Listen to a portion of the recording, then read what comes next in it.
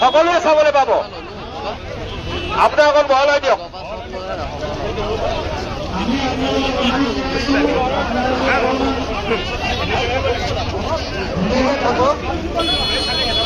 এতিয়া আমি অনুৰোধ জনাইছো আপোনালোকে যিসকলে গামোচা পিন্ধাব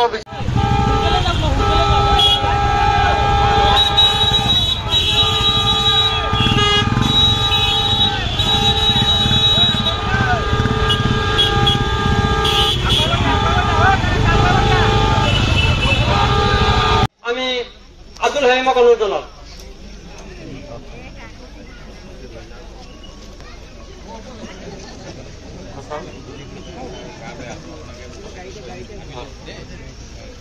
আমি আদৰণীয় অনুষ্ঠানটো ইমানে সামৰণি মাৰিছো।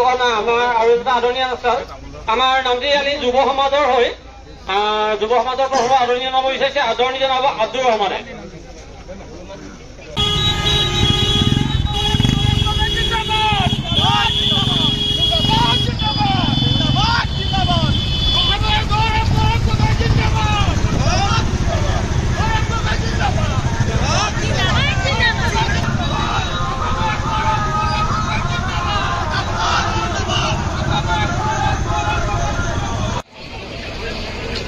কাৰ্যসূচী আছে, সেই গতিকে আপোনালোকৰ যি মৰম বেলেগ এদিন ল'ম। আজি এইখিনিতে আপোনালোকৰ পৰা বিদায় মাগিম। এটা অনুৰোধ জনাইছোঁ যাতে আমাৰ বহুতকেইটা প্ৰগ্ৰাম আছে, আমি বেলেগ এদিনা আপোনালোকৰ মাজত আহিম। আজি আমি কাৰ্যসূচী ইমানতে সামৰণি মাৰিছোঁ। ধন্যবাদ।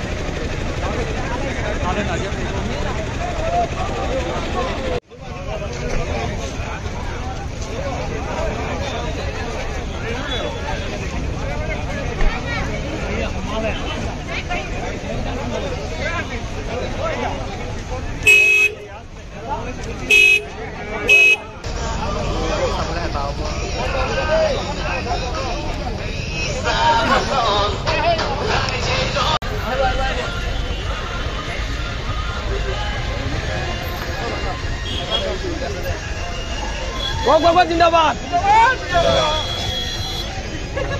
আপোনালোকে সকলোৱে গামোচা পিন্ধাবলৈ পাব। এজন এজনকে আহক।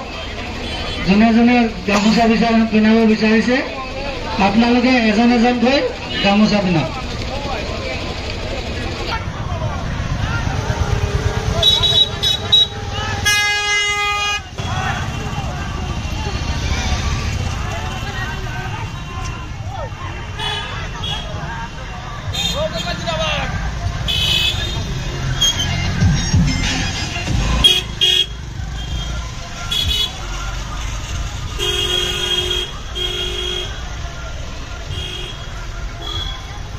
যে আল্লাহ আপোনাৰ সকলৰ ঘৰত শান্তি সম্প্ৰীতি উন্নতি লৈ আনে।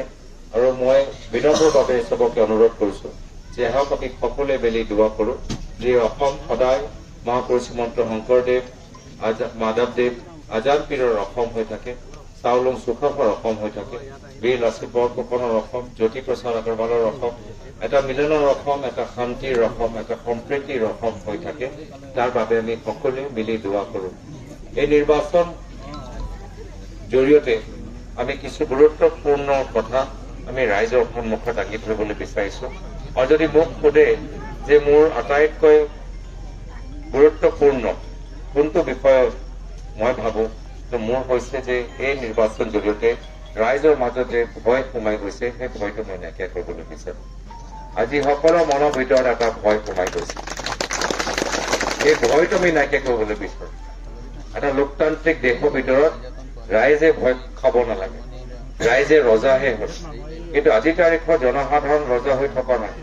আজি ৰজা দিছপুৰত বহি আছে, এটা বিশেষ ৰজা দিল্লীত বহি আছে, আৰু আগৰ ৰজাৰ দৰে তেওঁলোকে নিজৰ মহলত বহি আজি নিৰ্দেশ দি আছে। আৰু যদি আমি নিৰ্দেশখিনি পালন নকৰো তেতিয়া ৰাইজক আজি জেললৈ পঠাই দিছে, বিভিন্ন প্ৰতিনিধিসকলক জেললৈ পঠাই দিছে, সাংবাদিকসকলক নিজৰ চাকৰি এৰিবলৈ বাধ্য কৰাইছে, বিৰোধী দলৰ নেতাসকলক আজি জেললৈ পঠাই দিছে।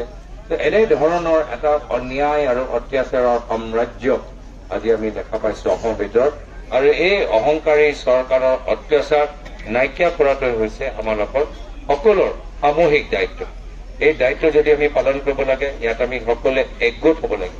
আমি কোনো অকলে নোৱাৰো, কোনো এজন বিশেষ ব্যক্তি অকলে নোৱাৰে, কোনো এজন বিশেষ দল অকলে নোৱাৰে।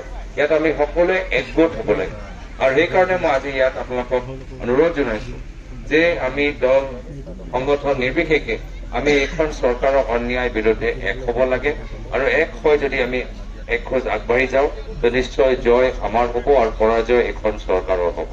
তো মই বিশেষ দীঘলীয়া ক'বলৈ বিচৰা নাই। আজি আটাইতকৈ গুৰুত্বপূৰ্ণ হৈছে যে ভাৰত হৈ থাকিব নাথাকে, অসমৰ ভিতৰত আমাৰ বাক স্বাধীনতা থাকিব নে নাথাকে। আৰু যদি মই ভাবোঁ আমি ৰাইজৰ মাজত এইখিনি কথা লৈ যাওঁ, ৰাইজে মিলি এটা সঠিক সিদ্ধান্ত লৈ তো নিশ্চয় অহা 19 তাৰিখত আমাৰ জয় হ'ব, ৰাইজৰ জয় হ'ব, উজনি অসমৰ জয় হ'ব, যোৰহাটৰ জয় হ'ব, সংবিধানৰ জয় হ'ব, লোকতান্ত্ৰিক মূল্যৰ জয় হ'ব, অসমীয়া সংস্কৃতি জয় হ'ব, আজাদপীৰৰ আদৰ্শ জয় হ'ব, মহাপুৰুষ শ্ৰীমন্ত শংকৰদেৱৰ সপোনৰ জয় হ'ব। এইখিনিয়ে কথা আজি আপোনালোকৰ মাজত ক'লো। অহা 19 তাৰিখে সকলোৱে আমাৰ বাবে দোৱা কৰিব, এই কথা অনুৰোধ জনাই ইয়াতে নিজৰ চমু দুআষাৰ সামৰিছো। ধন্যবাদ।